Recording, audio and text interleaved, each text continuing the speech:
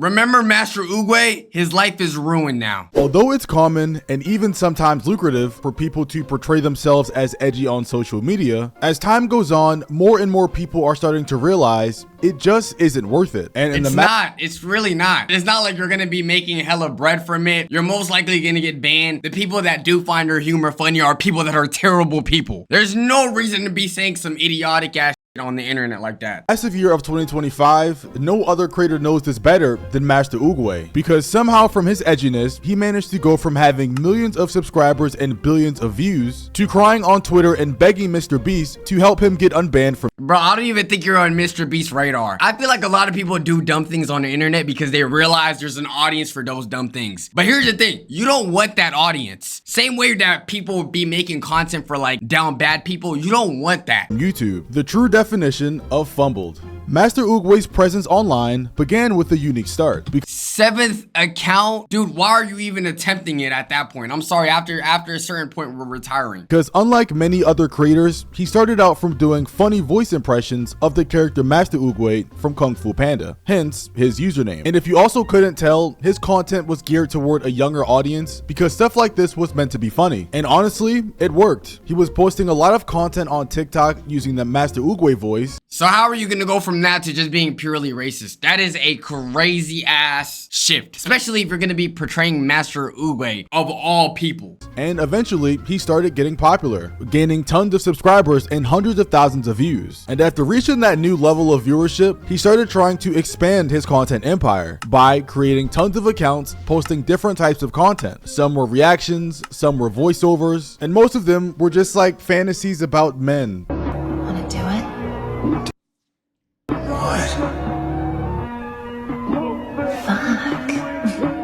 Like, I want to know what subset of people find this hilarious. No, it has to be children, bro. Like, obviously, he caters to a children audience because this isn't funny. Or maybe humor was different and I'm just being a hater.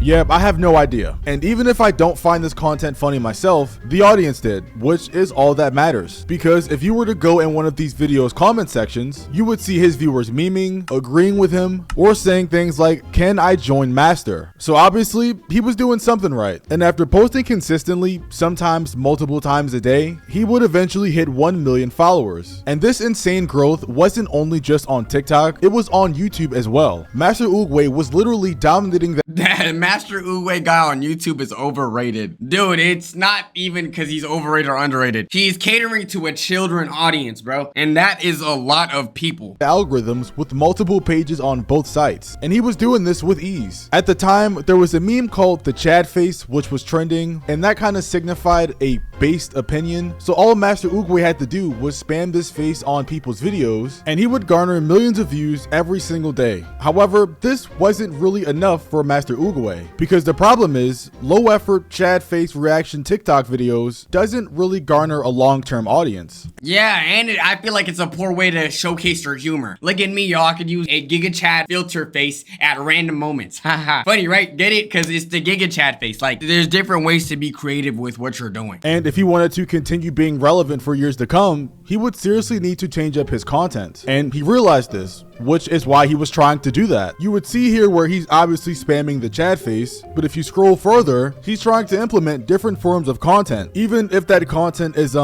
very... It's also kind of sad to see people do shit that you know they're not really gonna do off camera for some views, bro. I mean, if it's you and that's genuinely who you are, by all means go ahead. But if you're selling yourself to do some dumb shit like that, that's on you. strange. Note smack. Okay, what do you gotta do? So you're giving us tutorials on how to give back shots. I'm sorry guys, I wasn't talking about this content. I was talking about his more edgy videos. Videos where he's low-key trying to be kind of racist, but since he says it's a joke, I guess it's okay.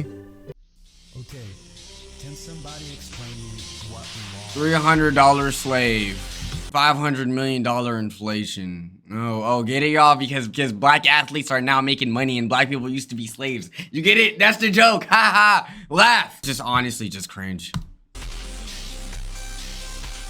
For the people that don't understand the TikTok, what he's saying is that black people used to be worth $300 during slavery, and now he's comparing it with how much Mbappe is worth now, which is 500 million, and he's saying inflation. He also had a bunch of other TikToks like this, mainly focusing on black people, like this one, how to gather all the black people in your city in one place. And the punchline is, tell them KFC is 50% off.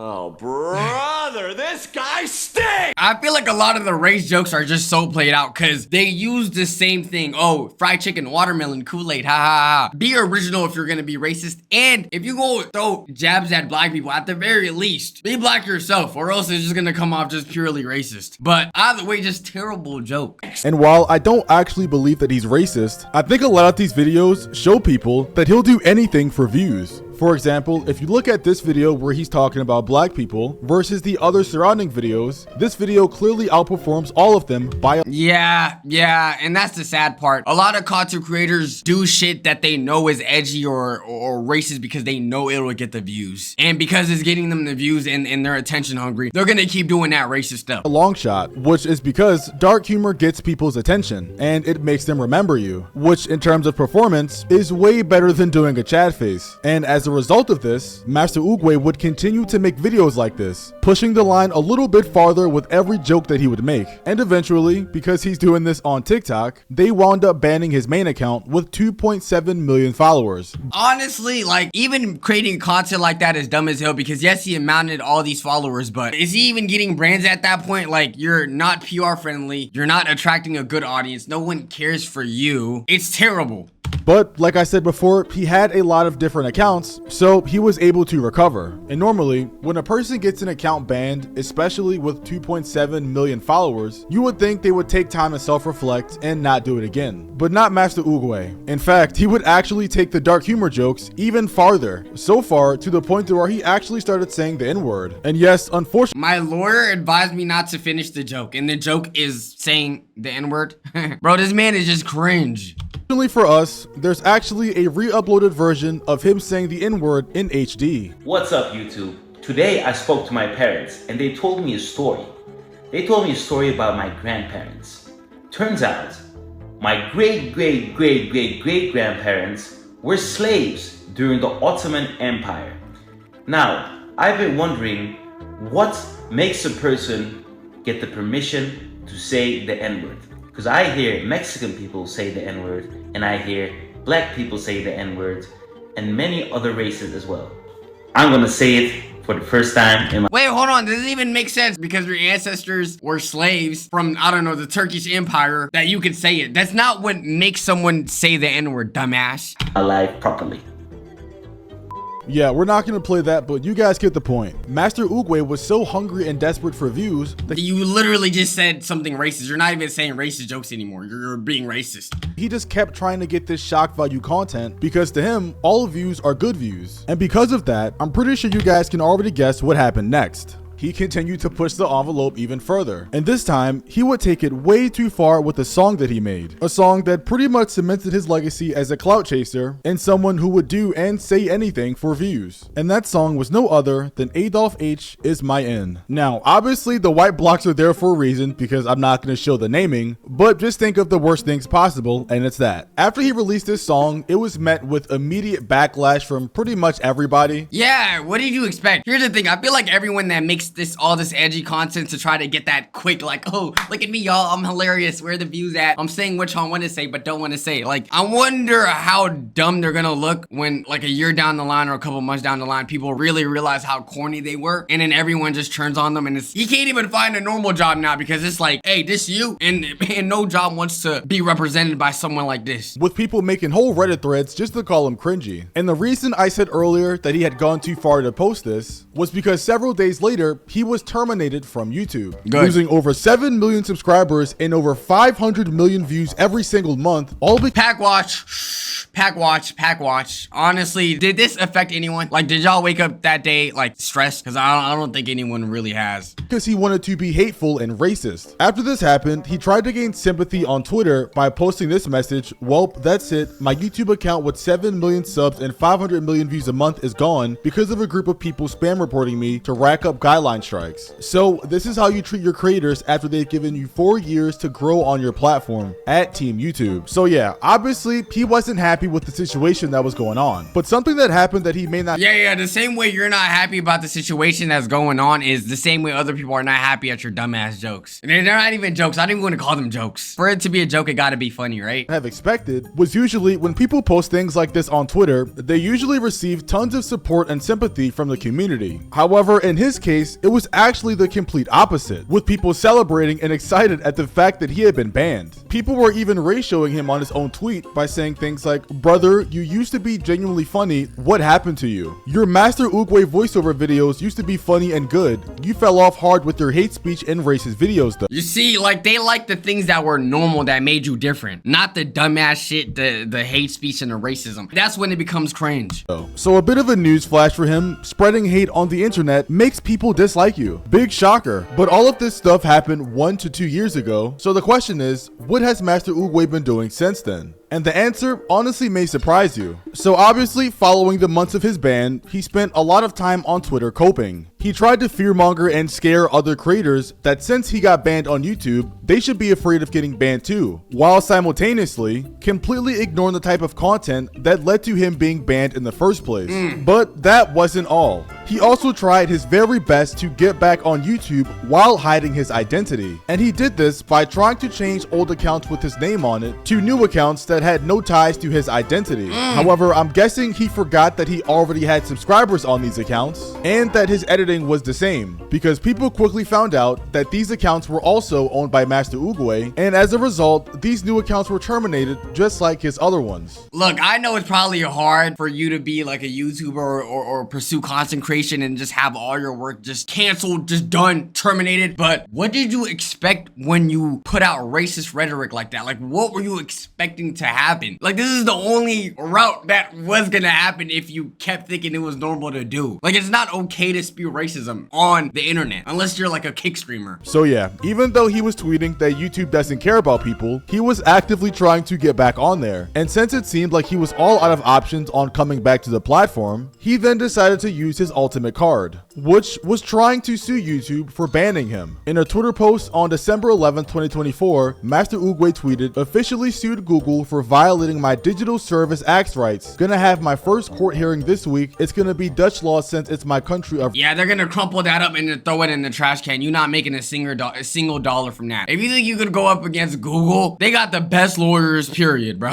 And once they show in court the fact that you said the N-word, yeah, they gonna throw your case out the window. Residents wish me luck. Essentially, he was trying to sue a billion-dollar company for wrongful termination. And even though a literal ant could have told him this was a bad idea, he still did it anyway. The king of unemployment, WestJet, also covered this case on his channel, and basically everybody was just laughing at Master Oogway, because not only was the lawsuit ridiculous, it showed how desperate he was to get back on a platform that he basically abused while he was on it. But none of this really matters, because only a month later, Master Oogway would post on Twitter again saying that he lost the preliminary injunction to the case. Prominent YouTuber... Preliminary injunction. That means they didn't even take your case seriously. They said it, nigga, you're dumb as shit in the beginning stages of what you presented. Master Oogway, as he's referring to himself in third person, has lost a preliminary injunction case against Google, seeking the reinstatement of his permanently banned YouTube channel. And while I'm not gonna read this entire thing, he also tweeted this: "I'm sad I took the L on the preliminary injunction since I really want to keep entertaining my fans on YouTube. But I still have a chance to start a full trial. I might do so. I need some time to think." Yeah, you should have thought before you just started spewing racism, bro. I feel like that would have been a good time to do that. And honestly, this is just a big code word for I got cooked. Not long after this, Master Oogway also started streaming on Twitch and Kick, and if you thought his streaming content would be any different than his usual content, I have news for you, because it isn't. At the ripe age of 27, he is still somehow obsessed with the N-word. Do I get the pass, guys? Do I get the pass? Yes. Okay, do I get the pass? Can I call you my homies? Okay.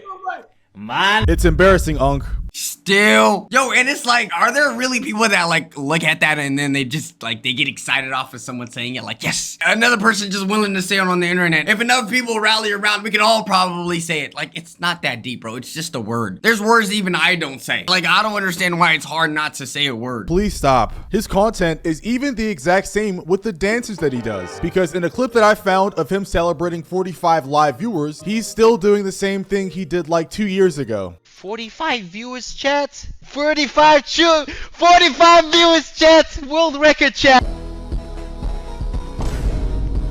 You're 20. It honestly gets to a point to where maybe the fries are worth making. No amount of rent costs could force me at the big age of 27 to do what he's doing. And you know, just maybe he wouldn't. Yeah, he doing that shit for free too, bro. If you go do some shit like that, at least put it behind a paywall. Put it on Patreon, bro. You doing some such shit for free. Have to do this if he was unbanned on YouTube. Oh wait, after 1.5 years, I am back, devil emoji. I have returned, uploaded to Super Sigma Bros 2 minutes ago. Yeah, and guess what? It's probably gonna get terminated. And this was August 15th, so this is recent. Let's see if this channel is still up. Video unavailable. This video is no longer available because the YouTube account associated with this video has been terminated. And from my knowledge, this is the most recent attempt of him trying to make a YouTube channel. And with his back against the wall, low stream views, and an inability to make another YouTube account, what do you guys think he did next? Well, he decided to join the most trustworthy community on the internet, crypto meme coins. Yo, I'm gonna just say it right now. If you buy Master Uwe crypto coins, you deserve to get scammed. For you to even think that this is gonna benefit you in any way, you gotta be dumber than him, and that's damn near impossible. There's no way he really made money on this, right? And yes, I wish I was kidding. Every post on Twitter he makes now seems to be trying to promote his meme coin, Don't Buy This Coin.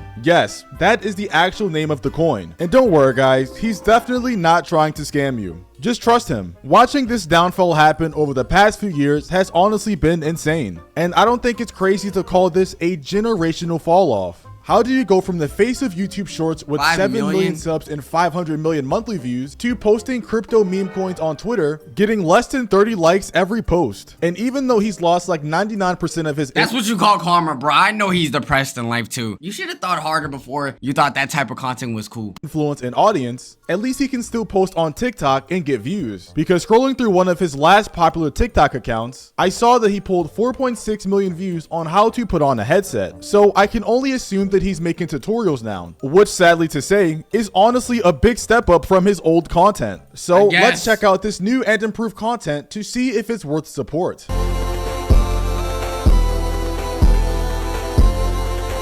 443K. This is honestly sad. Hey man, I guess some people will never change. I think he's just addicted to clout and just views and numbers, and he's willing to do anything. It's really a sad case. Let me know what your thoughts are. Let me know if you guys actually ever did find him funny. Do y'all think he's ever gonna make a comeback? And do y'all think it's a living for him? Let me know all of that. More plug posts are coming, so make sure you guys like, subscribe, all that good stuff. Check the streams, check out the gaming channel, man. Waxer for life. Love y'all and peace.